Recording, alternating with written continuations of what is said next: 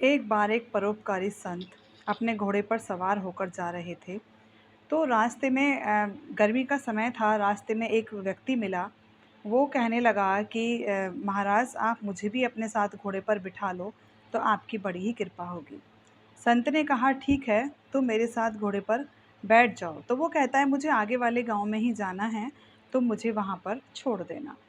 दोनों घोड़े पर बैठ जाते हैं और आपस में बातचीत करने लगते हैं, और बातचीत करते-करते जो व्यक्ति होता है जिसको घोड़े पर संत ने बिठाया था, वो उनसे कहता है कि महाराज, एक बात बताइए कि आप को ना तो बच्चे हैं, ना आपके परिवार है, आप संत महात्मा हैं, तो आपको घोड़े का क्या ही काम, आप ये घोड़ा मुझे दे दो। साधु महात्मा हँसे और हँसने के बाद उससे कहने लगे, ठीक है, मैं तुम्हें ये घोड़ा दे दूँगा, लेकिन मेरी एक शर्त है। तो वो कहता है, क्या शर्त है आपकी? कि मेरी ये शर्त है कि तुम, जब तक तुम्हारा गाँव आएगा, तब तक राम, राम, राम जपते रहोगे और बीच में मेरे से कोई भी सवाल-जवाब नहीं करोगे। अगर तुमने मेरी इस शर्त को पूरा कर दिया, तो मैं तुम्हें ये घोड़ा दे दूँगा। अब जो व्यक्ति होता है बहुत खुश होता है, वो कहता है कि भई वाह! मज़े आ गए, मैंने तो साधु बा महाराज को पटा लिया, अब तो मुझे ये घोड़ा ऐसे ही फ्री में मिल जाएगा। कहते हैं कि अच्छा चलो ठीक है।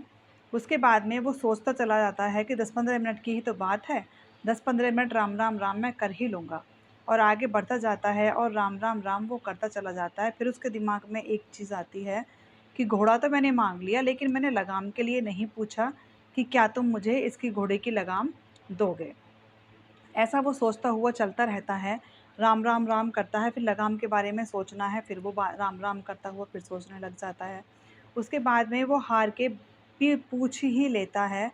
वो कहता है कि साधु महाराज, आप एक बात बताइए, घोड़ा तो आप मुझे दे देंगे, क्या आप मुझे घोड़े की लगाम भी दे देंगे?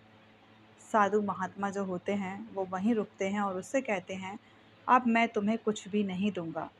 कि मेरी ये शर्त थी कि जब तक तुम्हारा गाँव नहीं आ जाता, तब तक तुम बीच में कोई भी क्वेश्चन नहीं करोगे, मुझसे कुछ भी नहीं पूछोगे। अब साधु महात्मा चुप रह जाता है।